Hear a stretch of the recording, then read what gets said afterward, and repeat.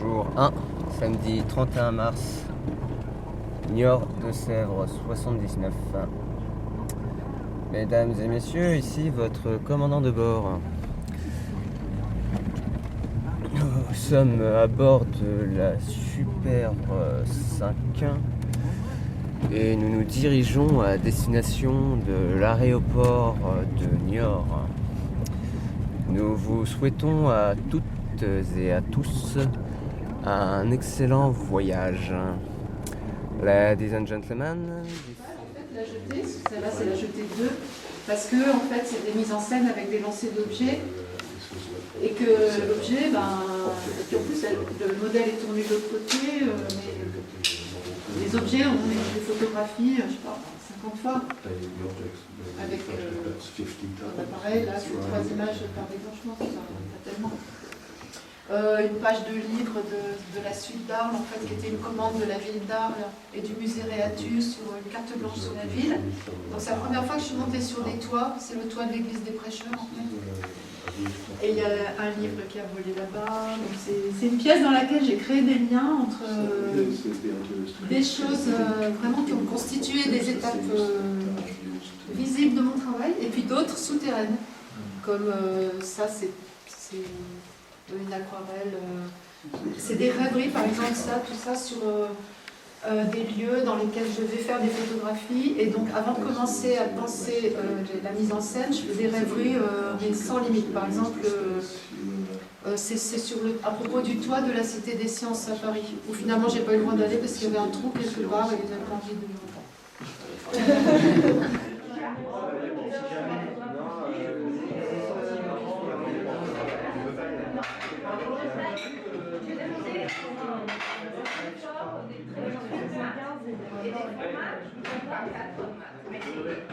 Oui, non, mais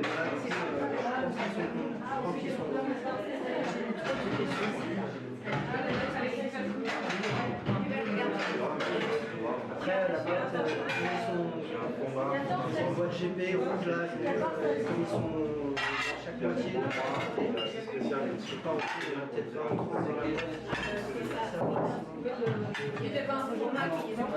regardez, à un moment j'ai cru que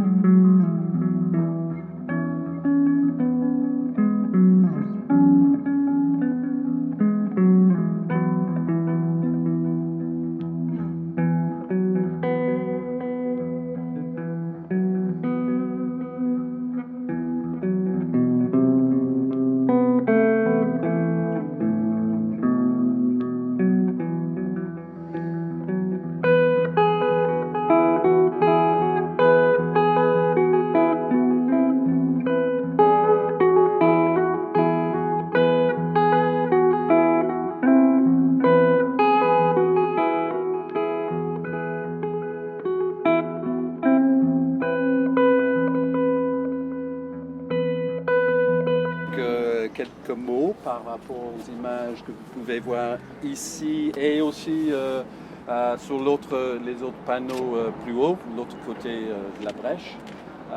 Effectivement, il y a grosso modo 3 périodes, plus ou moins. c'est pas du tout une série, ça. Moi, je ne fonctionne pas en termes de série ou autre. Je fais des photos, voilà, quasiment tous les jours, au fur et à mesure, assez instinctivement, comme ça. Puis après, je pêche ici et là pour les mettre ensemble de façon différente ici et là. Voilà, donc mes habitudes de travail, je bosse pas mal, je fais beaucoup de fiction. J'aime énormément la mise en scène et j'ai besoin d'avoir un rapport au scientifique qui me détache énormément de mes sujets. J'ai besoin de ça, sinon je m'en sors pas et je me fais dépasser par mes émotions. Donc la plupart du temps, voilà, c'est des mises en scène qui retracent des fausses études scientifiques, ce genre de choses. Donc l'idée, quand je suis arrivée, c'était de continuer ce genre de boulot. Donc c'était de travailler sur la lumière, qui est quand même à la base de notre pratique photographique, et essayer en installation d'en donner une représentation matérielle, alors que c'est quand même un phénomène physique immatériel. Pour cette série, j'ai voulu travailler sur un geste qui n'a pas d'usage, un geste qui contient différents possibles, qui n'est pas encore formé ni défini. Et j'ai photographié diverses mains qui ont toujours la même main, mais dans diverses positions qui s'extirpent, qui se dressent, qui prennent forme, qui retombent et qui essayent de vivre avec l'espace. I started thinking about this project before I came here. And at first, I thought that I want to follow news of what is happening in my country while I'm not there. But after 2 days of searching for news to find an inspiration, I understood that it's not only the news that I'm thinking about. It's my family and my friends, people who I love, and the memory I have, which is important for me as well. So I wanted them to be part of my project as well. And the final result, I think, is something very personal, and I think it's more about me and my feeling about my country while I'm not there. J'avais trouvé un livre, un vieux traité d'astronomie de 1875. Sûrement, ce qu'il dit dedans est très obsolète. Et dedans, il y avait l'image d'une croix qui disait que la grande ours, il y a 50 000 ans, ressemblait à la croix du Sud. Ça m'a semblé fascinant. Et c'était un chapitre appelé « La dislocation de cieux ». Comme je me trompe souvent avec mon accent étranger, je dis « yeux ». On est un peu troublé, mais c'est bien la constellation des cieux. Et j'ai pensé que nous gardons sous nos paupières des cieux qui se disloquent. Parce qu'on a tous en nous une trace de ce qu'on a été et de ce qu'on est. Donc en arrivant sur Niort, j'avais vraiment cette idée de venir remplacer quelqu'un et venir prendre la place de quelqu'un d'autre dans une famille. En fait, je me demandais si venir prendre la place d'un autre fils allait pouvoir peut-être me permettre de réfléchir à la mienne et en mettant de la distance. When I was a little girl, my mom was created a fairy tale for me. And during my childhood, it was a war with the Russians. So I grew up with bombs outside from my windows. But inside windows, my mom was creating a fairy tale for me. And the first thing what I was starting to doing here, I was walking a lot in the streets. I was exploring the city because I wanted to know where I've been. I wanted to see all the small little streets, all these beautiful places here. And I realized that I'm living in a real fairy tale. Donc l'idée de ce projet était de faire le portrait en creux de cette personne avec qui j'ai travaillé, de la montrer autour de ses souvenirs, autour de lieux qui lui sont chers, autour de ses habitudes, sans jamais la montrer directement. Il y a un fort lien à l'espace et aux choses qui fait qu'on la découvre petit à petit. Ce travail, donc, traite de la peau. J'avais envie de travailler sur cette interface en fait, qui sépare en fait, le monde extérieur et le monde intérieur. Et je voulais en fait, voir comment ces deux mondes se manifestaient dessus, comment l'opposition de ces deux mondes se manifestait sur la peau.